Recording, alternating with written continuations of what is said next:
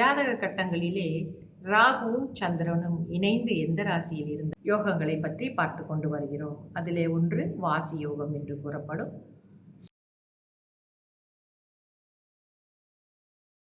அனைவருக்கும் என் அன்பான காலை வணக்கங்கள்.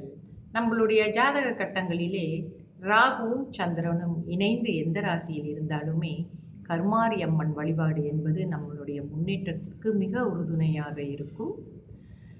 இந்த பதிவுகளில் நம்ம யோகத்தை பற்றியும் பேசிக்கிட்டு வரோம். உங்களுடைய ஜாதகத்தில் இந்த யோகா அமைப்பு இருக்கா என்று கடைசி வரை என்னுடைய வீடியோக்களை பார்க்கும்போது நீங்கள் தெரிந்து கொள்ளலாம். தொடர்ந்து இன்றைய பஞ்சாங்கம் பார்ப்போம். இன்றைய தேதி 4ஆம் தேதி 8ஆம் மாதம் 2026 செவ்வாய்க்கிழமை, தமிழ் மாதம் ஆடி. இன்றைய சூரிய உதயம் 7:12க்கு, சூரிய அஸ்தமனம் 7:27க்கு. இன்றைய திதி தேய்பிறை சஷ்டி முடியும் நேரம் ஆங்கில தேதியின் முறைப்படி 5ஆம் தேதி அதிகாலை 12:33க்கு முடிவடைந்து சப்தமி ஆரம்பமாகும். இன்றைய நட்சத்திரம் ரேவதி. ரேவதி நட்சத்திரம் முடியும் நேரம் ஆங்கில தேதியின் முறைப்படி 5ஆம் தேதி அதிகாலை 12:24க்கு முடிவடைந்து அஸ்வினி ஆரம்பமாகும். இன்றைய யோகம் சித்த யோகம். நல்ல நேரம் காலை 9:14 10:15 வரை. அதன் பிறகு காலை 11:47 2:18 வரை. மாலை வேளையில் 5:55 7:27 வரை. ராகு கால நேரம் மாலை 4:23 5:55 வரை. யமகண்ட நேரம் காலை 10:15 11:47 வரை. கூலிகன் மதியம் 1:19 2:51 வரை. சந்திராசிரம ராசி. இன்று சிம்மராசி அன்பர்களுக்கு சந்திராஷ்டமம். இவர்களுக்கு நாளை அதிகாலை 12:24க்கு சந்திராஷ்டமம் முடிவடையும். ராசி பலன் பார்ப்போம்.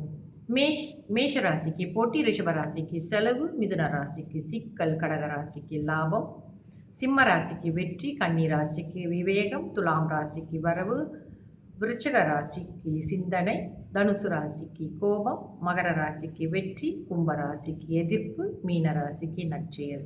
இன்றைய விசேஷம் தேய்பிறை சஷ்டி விரதம். தொடர்ந்து சுப ஓரைகள் பார்ப்போம். சுக்கிர ஓரை காலை 9:14 10:15 வரை. புதன் ஓரை காலை 10:15 11:17 வரை. சந்திர ஓரை காலை 11:17 12:18 வரை. குரு ஓரை மதியம் 1:19 2:20 வரை. சுக்கிர ஓரை மாலை 4:23 5:24 வரை. புதன் ஓரை 5:24 6:25 வரை. சந்திர ஓரை மாலை 6:24 7:27 வரை. நம்ம தொடர்ந்து சூரியனால் ஏற்படக்கூடிய யோகங்களை பற்றி பார்த்து கொண்டு வருகிறோம். அதிலே ஒன்று வாசி யோகம் என்று கூறப்படும். சூரியன் 12, அதாவது சூரியனுக்கு 12 சந்திரன், ராகு, கேதுகளை தவிர மற்ற கிரகங்கள் இருப்பது இந்த யோகத்தை தரவல்லது.